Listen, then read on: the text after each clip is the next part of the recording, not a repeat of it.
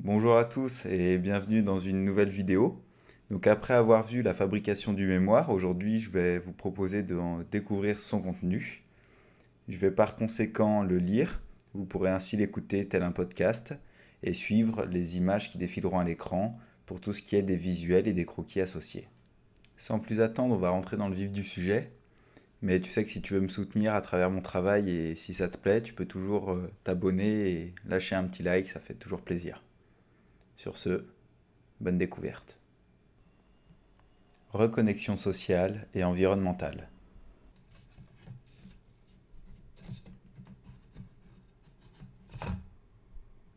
Bienvenue dans ce mémoire d'architecture intérieure.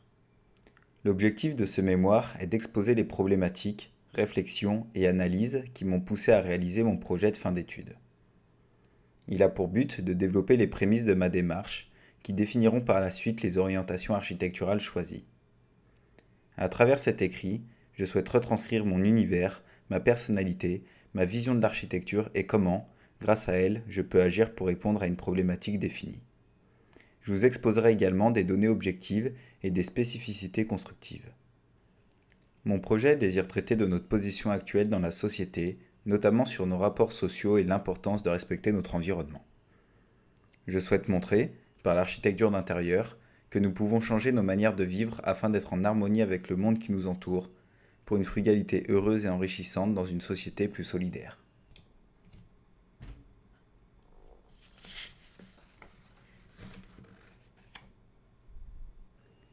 Je vous invite à découvrir le sommaire visuellement. Sur la page de gauche, vous y retrouverez l'organisation à l'intérieur du mémoire, et sur la page de droite, la pagination.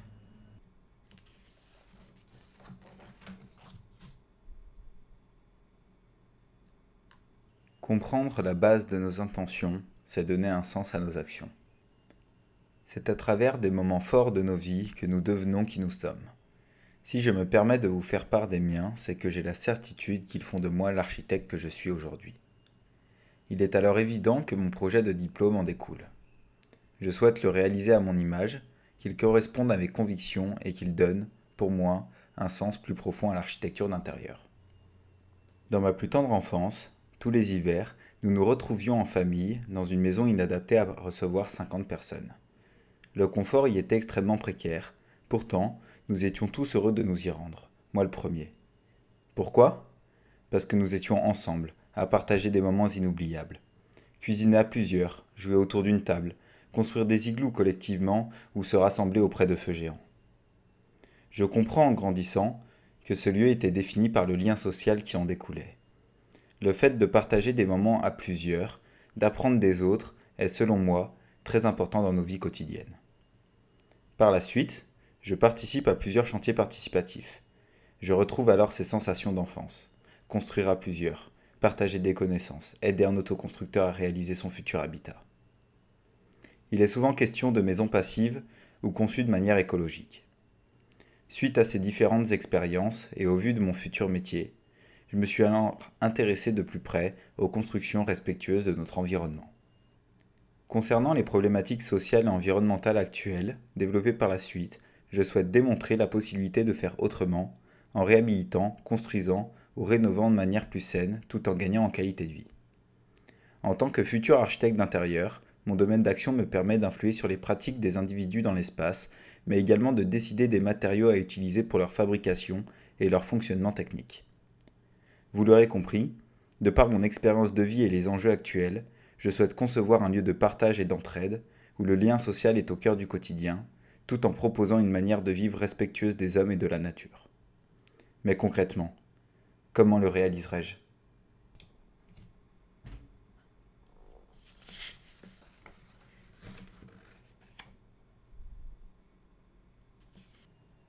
La première mission de l'architecte d'intérieur est de lire l'histoire d'un bâtiment afin d'écrire la suite avec cohérence. Où vais-je réaliser ce projet ? Pourquoi ai-je choisi ce lieu ?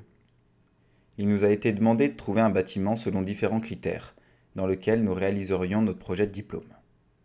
Parmi eux, la construction existante ne doit pas avoir fait l'objet de transformations architecturales trop récentes.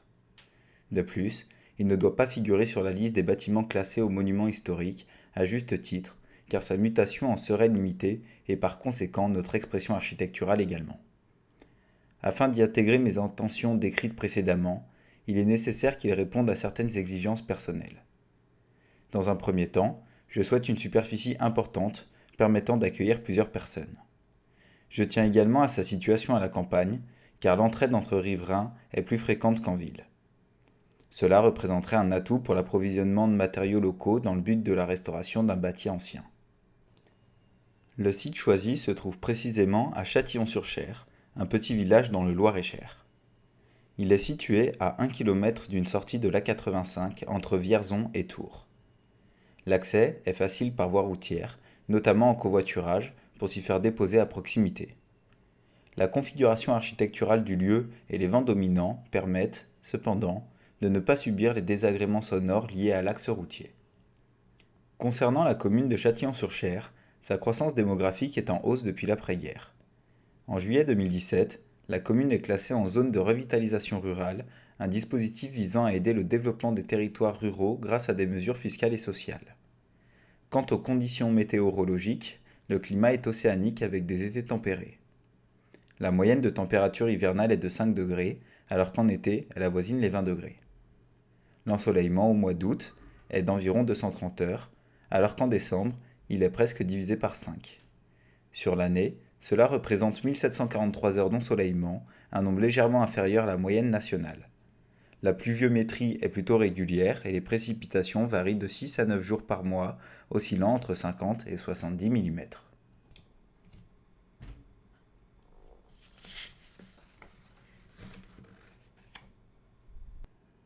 Je vous invite à découvrir sur la page de gauche un croquis permettant de visualiser l'ensemble du hameau. Lorsque je découvre ce petit hameau, j'ai un réel coup de cœur. Complexe du fait de sa nature déstructurée, il propose des caractéristiques architecturales intéressantes à traiter. Il répond également aux critères de recherche évoqués précédemment. L'ensemble des bâtiments s'inscrit sur un terrain de 8290 m², comportant 2 parcelles. Ce lieu est une ancienne ferme viticole. J'ai retracé son histoire grâce à plusieurs dates inscrites dans chaque construction. Tout d'abord, se trouvent 2 hangars. Le plus grand est construit selon un système poteau-poutre en acier. Le plus petit est en béton préfabriqué. Ensuite, un petit abri en bois sous lequel nous pouvons nous abriter par temps de pluie ou lors des chaleurs estivales.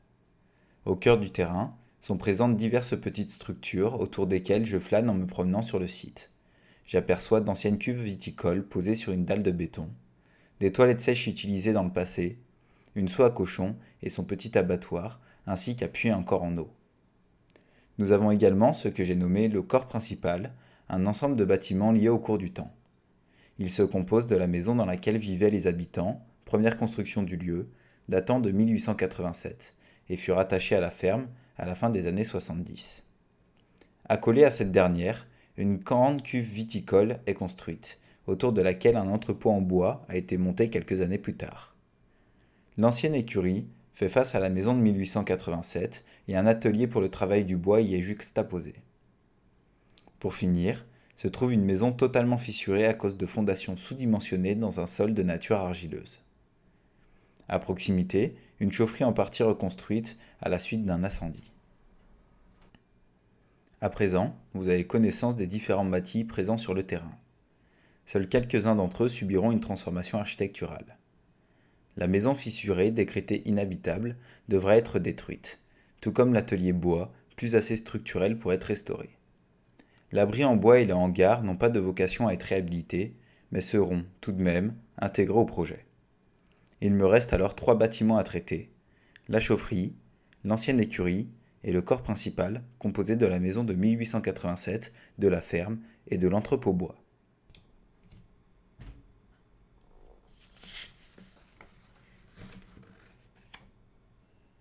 Je vous invite à découvrir sur la page de gauche des croquis représentant les façades et les plans des bâtiments qui feront l'objet d'une transformation architecturale. Voyons à présent, avec plus de précision, de quelle manière se composent les intérieurs de ces bâtiments à réhabiliter. Le corps principal regroupe plusieurs bâtis. Il comprend une maison et une ferme construites en pierre calcaire, couvertes de tuiles en terre cuite ou d'ardoise, ainsi qu'un entrepôt en ossature bois couvert de tôle ondulée. Au rez-de-chaussée, les espaces intérieurs sont séparés de murs porteurs. L'accès à chacun d'entre eux se fait par une ouverture sur l'extérieur. Dans la liaison qui relie les deux bâtisses en pierre se trouve un magnifique four à pain accessible côté maison. Une grande cuve à vin en béton crée un lien entre l'entrepôt bois et la ferme. Les espaces supérieurs sont accessibles seulement par l'extérieur, en passant par des chiens assis à l'aide d'une échelle. L'écurie est sortie de terre en 1948 et est bâtie en pierre calcaire et couverte de tuiles en terre cuite, tout comme la maison et la ferme. Le sol est tapissé de pierre. Le plancher bois, séparant les combles du rez-de-chaussée, ne peut être gardé en l'état. Afin de créer du stockage, l'espace libre entre l'écurie et le muret délimitant la propriété a été couvert, expliquant le changement de pente en toiture. La chaufferie, réalisée en 1983 et construite en parpaing de béton, est couverte par des plaques de fibrociment en amiante. Elle offre au sol une dizaine de mètres carrés et une mezzanine y est aujourd'hui installée. Cependant, elle devrait être démantelée car les sections de bois sont trop fines pour répondre aux normes actuelles. 2 fenêtres et une porte permettent l'ouverture sur l'extérieur.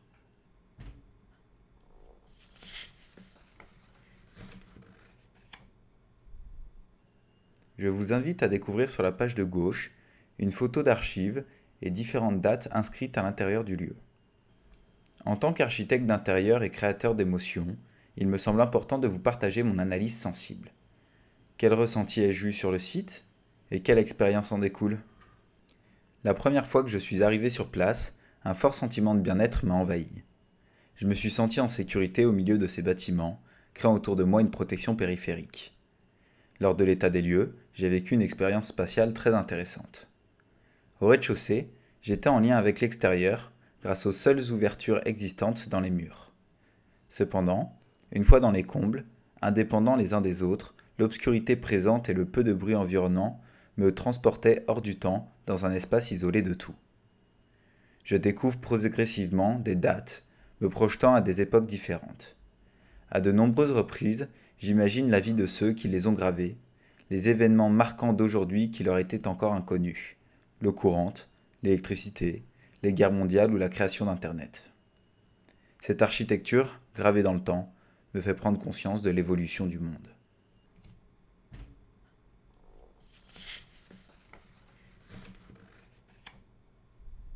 Un lieu de vie collaboratif destiné à l'autoconstruction d'habitats réversibles. Suite au choix du bâtiment, il me faut à présent intégrer un programme. Par conséquent, quelles personnes peuvent être attirées par ce lieu? Que va-t-il s'y passer? C'est ce que nous allons voir à présent. Je choisis d'y intégrer un lieu de vie collaboratif destiné à l'autoconstruction d'habitats réversibles. C'est-à-dire qu'il accueillera des individus souhaitant construire de leurs mains leur futur logement. Un habitat est dit réversible lorsqu'il peut être facilement déconstruit ou déplacé, permettant ensuite au terrain sur lequel il est positionné de retrouver son état initial. Parmi les plus connus, nous avons les véhicules aménagés, les tiny houses, les yurts ou les maisons conteneurs. De ce fait, un particulier pourra venir habiter sur le site de manière transitoire, le temps de la construction, avant de repartir avec son logement. Ce lieu de vie sera le collaboratif car il fera appel à la contribution de chacun pour son bon fonctionnement. Les interactions sociales, basées sur l'entraide, le partage, la communication seront quotidiennes. Effectivement, autoconstruire son logement n'est pas anodin et demande de nombreuses compétences. De ce fait, je souhaite réunir plusieurs personnes ayant cette ambition commune afin de pouvoir échanger leurs connaissances, se soutenir mutuellement, s'aider tout simplement.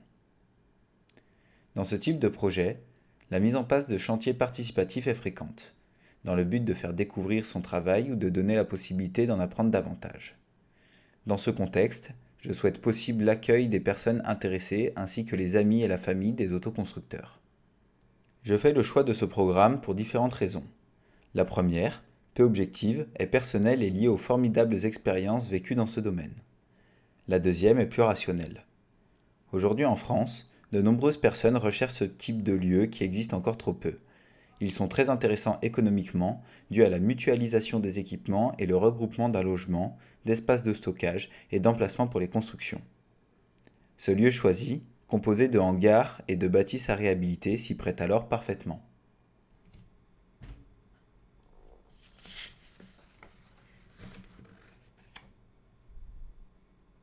Analyser et comprendre une problématique, c'est déjà commencer à la résoudre. Quelle problématique, dans ce lieu et à travers le programme évoqué, vais-je tenter de résoudre par l'architecture d'intérieur? Je vais expliquer, de manière générale, certaines conséquences engendrées par nos pratiques quotidiennes découlant de nos modes de vie occidentaux. Aujourd'hui, nous faisons face à deux problèmes sociétaux étroitement liés. Le premier est que de plus en plus d'individus se sentent isolés socialement. Ils ne côtoient que très peu de personnes en dehors de leur travail et ne font pas de nouvelles rencontres. L'autre, davantage évoqué de nos jours, concerne nos impacts environnementaux sur le monde. Nous polluons, détruisons, surconsommons et nous ne pouvons nier les effets engendrés par ces pratiques. Afin d'analyser et de comprendre ces problèmes, je vais les développer par le biais de différentes questions. À quel moment et où ont-ils émergé? Ils ont débuté dans les pays développés à la suite de la révolution industrielle au XIXe siècle et se sont largement accentués après la Seconde Guerre mondiale où la croissance démographique est montée en flèche et l'urbanisation des villes est devenue exponentielle. La création d'Internet, au début des années 2000, est une avancée majeure pour notre civilisation, mais accrue également ses problématiques. Que sait-on réellement de ces problèmes? Qu'en disent les différentes études? L'augmentation des émissions de gaz à effet de serre est directement liée à cette industrialisation. Nous consommons trop, nous produisons toujours plus en utilisant des ressources limitées et nous détruisons la biodiversité. D'après le rapport du GIEC, depuis 1750, la température terrestre s'est élevée d'1,1 degré et le processus de dérèglement climatique sera irrévocable si nous dépassons les 2 degrés. Parallèlement à cela, notre société productiviste génère de l'individualisme. La gestion du temps devenant primordiale, les personnes ne prennent plus le temps de créer du lien social. Les habitats urbains permettent rarement le rassemblement des individus. Suite à une étude de l'IPSO, en ville, 9 Français sur 10 affirment que notre société d'aujourd'hui favorise la solitude.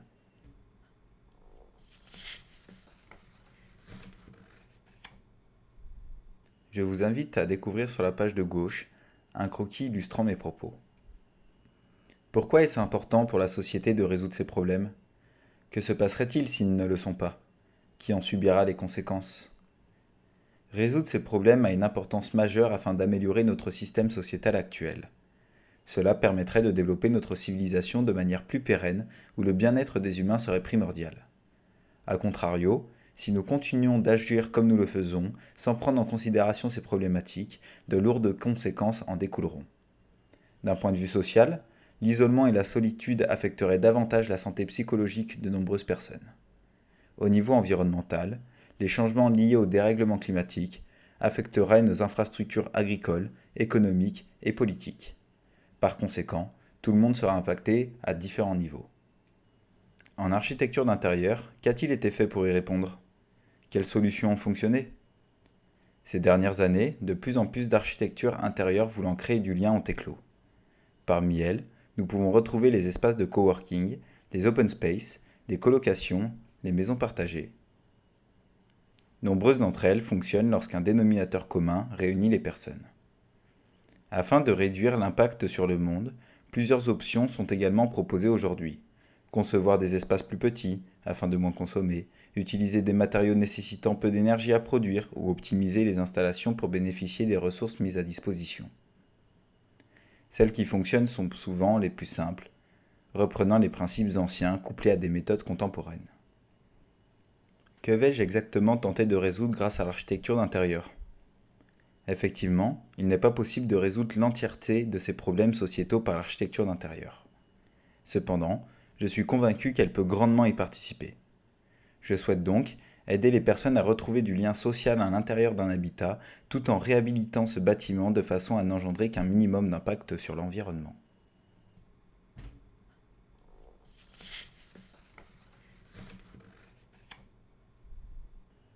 Le concept architectural est une réponse associant une problématique à l'analyse d'un lieu et une expérience d'usage.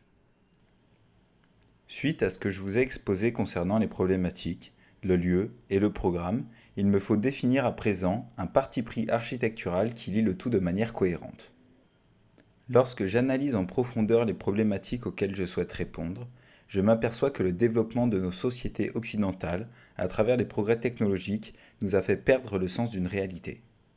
Nous avons peu à peu perdu l'essentiel des relations sociales et nous nous sommes éloignés de nos rapports intrinsèques à l'environnement.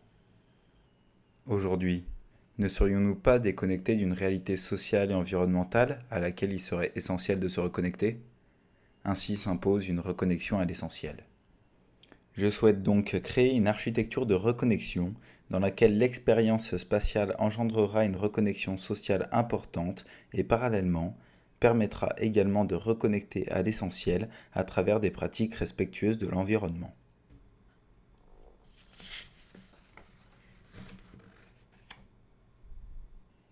Une architecture où nous déconnectons de notre avidité individuelle pour nous reconnecter à notre frugalité collective. Je vais à présent développer plusieurs notions. Elles présenteront différents types de reconnexion que je souhaite retranscrire dans l'architecture d'intérieur. Je m'appuierai sur divers exemples afin de vous exposer des procédés qui permettent de répondre à ces concepts. Plus largement, ces notions de reconnexion sont regroupées en deux catégories, celles concernant les rapports sociaux et celles relatives à l'environnement. Lorsque je parle de reconnexion sociale dans l'architecture d'intérieur, il s'agit de nos rapports avec les autres individus dans un bâtiment. Tout d'abord, je vous expliquerai les principes d'une reconnexion communautaire. Il est question de tous les espaces créant un lien entre minimum deux personnes, qui durent seulement quelques secondes ou plusieurs heures avec un niveau d'interaction plus ou moins élevé. À l'opposé, il est important d'analyser les espaces de reconnexion personnelle, d'autant plus que lorsqu'il s'agit d'une habitation. De quelle manière l'usager peut-il être dans l'intimité ? Comment se retrouver dans un espace individuel et introspectif ? Enfin, je traiterai de l'intégration spatiale entre ces deux notions dans un même bâti. J'analyserai la reconnexion des espaces dans un lieu communautaire à travers le travail de cloisonnement et d'ouverture, de communication spatiale, de rapports visuels et phoniques. Concernant la reconnexion à l'environnement, il n'est pas seulement question d'écologie. Elle comprend la reconnexion contextuelle, c'est-à-dire le rapport historique des lieux à travers l'architecture d'intérieur. De quelle manière réhabiliter un bâtiment en laissant place à son passé, tout en ayant une lecture possible de son vécu ? Mais également le lien avec ses alentours, via la relation entre l'usager et le contexte extérieur de la bâtisse. Ensuite, j'évoquerai la reconnexion constructive. Il s'agit de la fabrication de l'architecture grâce à des procédés plus écologiques dont le superflu n'a que très peu d'utilité. C'est un mixte entre l'architecture vernaculaire avec des savoir-faire ancestraux et des techniques constructives contemporaines. Pour finir, je parlerai de la reconnexion énergétique. Elle concernera l'usage des ressources et des énergies nécessaires à nos besoins, en ayant conscience qu'elles sont limitées. Le but étant de reprendre le contrôle sur sa consommation.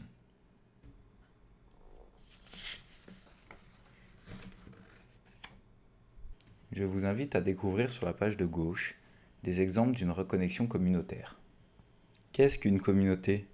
C'est un système au sein duquel un groupe d'humains partage un environnement commun dans lequel ils interagissent.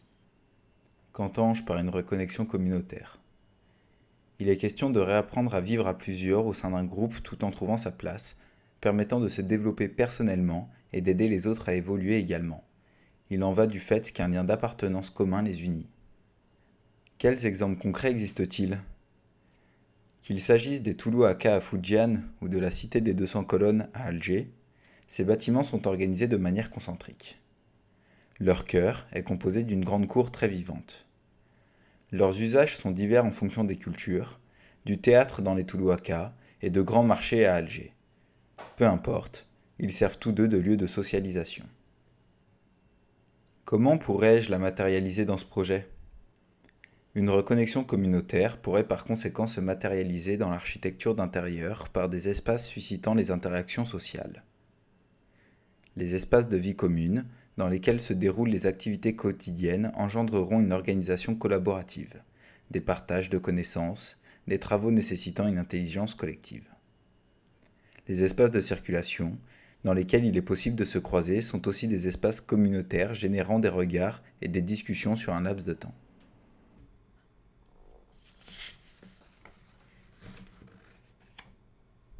Je vous invite à découvrir sur la page de gauche des exemples d'une reconnexion personnelle. Qu'est-ce que la personnalité ? C'est l'individualité qui constitue une personne de par ses particularités et ses spécificités dans sa manière d'être. Qu'entends-je par une reconnexion personnelle? Je cherche à ce que l'individu se retrouve intérieurement, qu'il se livre à une introspection en s'affranchissant du regard extérieur, en espérant améliorer son estime personnelle. L'objectif étant la connaissance de soi. Quels exemples concrets existent-ils? À travers l'église de la lumière d'Ando et la House for Julia and Bjorn, l'architecture intérieure crée un contenant brut, isolant les habitants du contexte extérieur, induisant un lieu complètement introverti. C'est une expérience de vie entièrement tournée vers le dedans, rythmée par les ombres et la lumière variant au cours de la journée. Comment pourrais-je la matérialiser dans ce projet? Une reconnexion personnelle est importante dans un lieu de vie collaboratif. Ce sont des espaces dans lesquels nous retrouvons notre intimité, des espaces déconnectés de la vie collective. Ils pourront être traités par une conception minimaliste de l'espace, avec de faibles distractions visuelles et auditives. La relation entre l'individu et la matière se doit être brute, avec pour seule variante l'ombre et la lumière. Comme si l'individu que nous sommes fluctuait au fil du temps, découvrant l'équilibre subtil entre ces zones d'ombre et de lumière.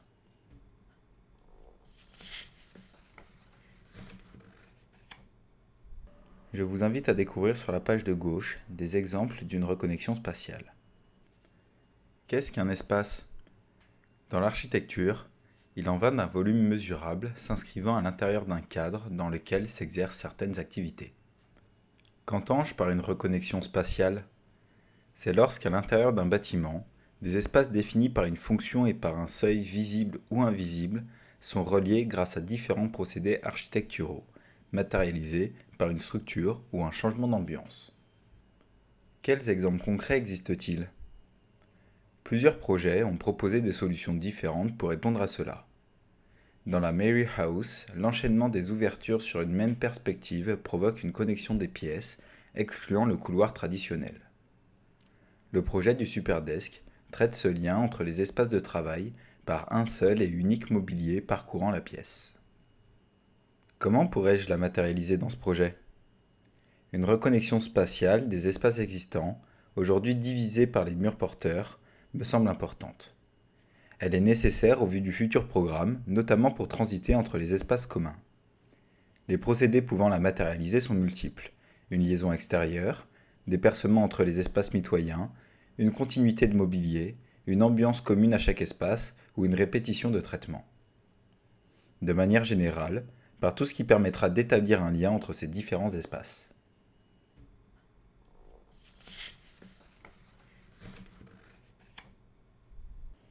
Je vous invite à découvrir sur la page de gauche des exemples d'une reconnexion contextuelle. Qu'est-ce que le contexte d'un bâtiment? C'est l'ensemble des éléments inscrivant un bâtiment à travers l'espace et le temps. Qu'entends-je par une reconnexion contextuelle?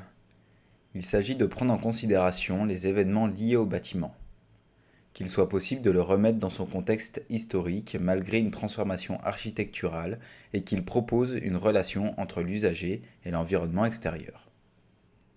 Quels exemples concrets existent-ils? La réponse apportée dans la rénovation du Mrizi Aizanav Agrotourisme, en partie détruit par un tremblement de terre, se veut significative par l'utilisation de vitrages, légitimant l'histoire du bâtiment. Le choix proposé dans la maison Boisset permet de lier l'usager au contexte extérieur en supprimant un mur de façon à créer un tableau paysager. Comment pourrais-je la matérialiser dans ce projet? La reconnexion contextuelle avec le site découle de son analyse et des ressentis vécus à l'intérieur. Préserver des éléments importants racontant l'histoire du lieu, comme certaines dates ou cuves viticoles. Réintégrer des matériaux des constructions à détruire afin de sauvegarder une trace de leur existence.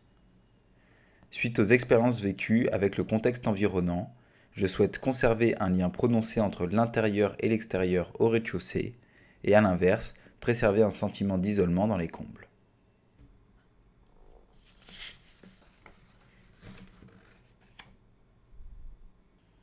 Je vous invite à découvrir sur la page de gauche des exemples d'une reconnexion constructive. Qu'est-ce qu'une construction? C'est l'assemblage de différents matériaux permettant de bâtir un élément à l'aide de techniques appropriées.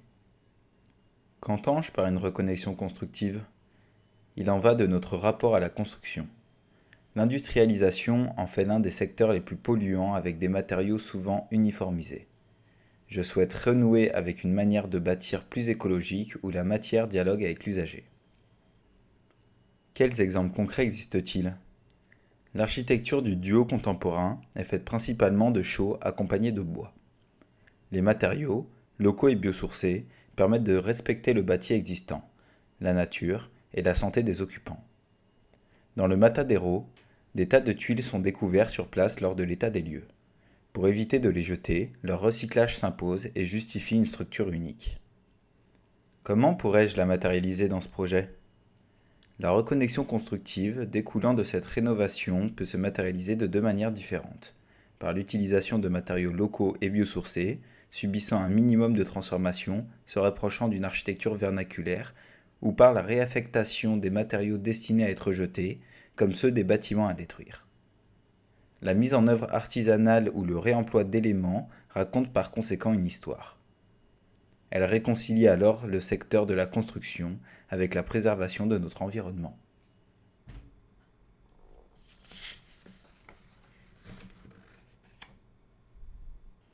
Je vous invite à découvrir sur la page de gauche des exemples d'une reconnexion énergétique. Qu'est-ce que la consommation énergétique? C'est la quantité d'énergie nécessaire au fonctionnement d'un bâtiment composé de différents équipements la consommant. Qu'entends-je par une reconnexion énergétique? Une conscience collective émerge de plus en plus quant à l'impact de nos modes de vie occidentaux. Je souhaite de ce fait que les habitants de ce lieu reprennent le contrôle sur une partie de leur consommation énergétique nécessaire à leurs besoins. Quels exemples concrets existent-ils? Qu'il s'agisse du Natura Dome ou du Dome Space, ces deux architectures permettent d'utiliser de différentes manières les énergies. L'une, semi-enterrée, récupère la chaleur terrestre ne subissant pas les variations des températures extérieures.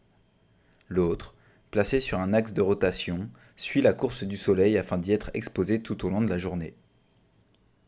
Comment pourrais-je la matérialiser dans ce projet? Dans un premier temps, l'objectif serait d'imaginer un maximum de dispositifs, comme une bonne isolation ou une ventilation naturelle, permettant des économies d'énergie et de ressources pour le fonctionnement du bâtiment et de ses usages. Dans un second temps, de proposer des systèmes de récupération afin de profiter de toutes les ressources renouvelables mises à notre disposition, telles que l'énergie solaire ou géothermique, de manière à les utiliser.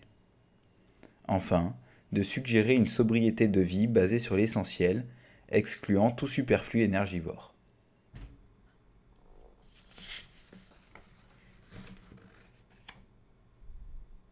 Conclure est à la fois la fin d'une réflexion et le début d'une nouvelle. Ce projet d'habitation alternative n'a pas la prétention de résoudre l'entièreté des problèmes sociétaux liés au social et à l'environnement. Cependant, il pourrait y participer. Ainsi, par les différents concepts de reconnexion d'ordre communautaire, personnel, spatial, contextuel, constructif et énergétique, ce projet aiderait les individus à renouer entre eux tout en limitant l'impact sur l'environnement. Cet habitat représenterait un lieu de partage et d'entraide où le lien social serait au cœur du quotidien, tout en offrant aux individus la possibilité de s'isoler. Sa réhabilitation s'inscrirait dans une architecture minimaliste et écologique, préservant son histoire en proposant un cadre de vie plus sobre. Je vous invite à découvrir la transformation architecturale s'inscrivant dans la rénovation des bâtiments choisis, découlant des réflexions et analyses détaillées précédemment. Enfin, à la vue de ce projet, présenté dans le cadre de mon diplôme de Master 2, nous pourrions à l'avenir nous questionner sur la manière de mettre en place ce type d'alternative à plus grande échelle, dans des quartiers, des immeubles ou des commerces. Cet ouvrage reflète mes propos. Vous tenez entre vos mains un objet créé artisanalement, induisant une approche plus personnelle avec le lecteur. Le contreplaqué de peuplier formant sa structure vous met en relation avec un matériau brut. Le papier recyclé non blanchi ajoute une part d'authenticité.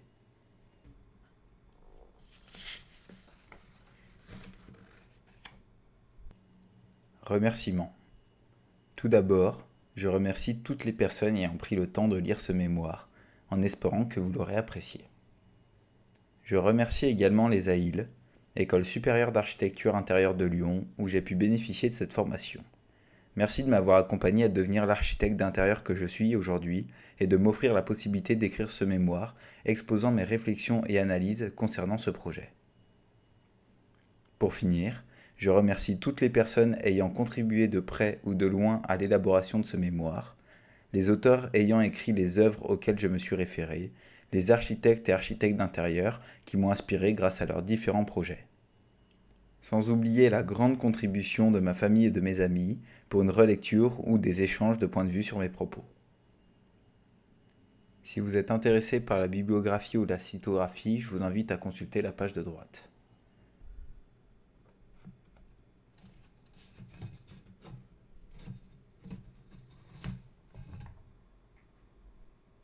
Nous arrivons à présent au terme de la lecture de ce mémoire. J'espère qu'il vous aura plu. Ici, vous pouvez retrouver en quatrième de couverture le résumé de celui-ci. Et vous pouvez me retrouver directement sur Instagram sur le compte Max Création. Je voulais aussi vous remercier personnellement d'avoir pris le temps d'écouter cette lecture en espérant qu'elle vous aura plu. Merci et puis à bientôt dans une prochaine vidéo. Ciao ciao.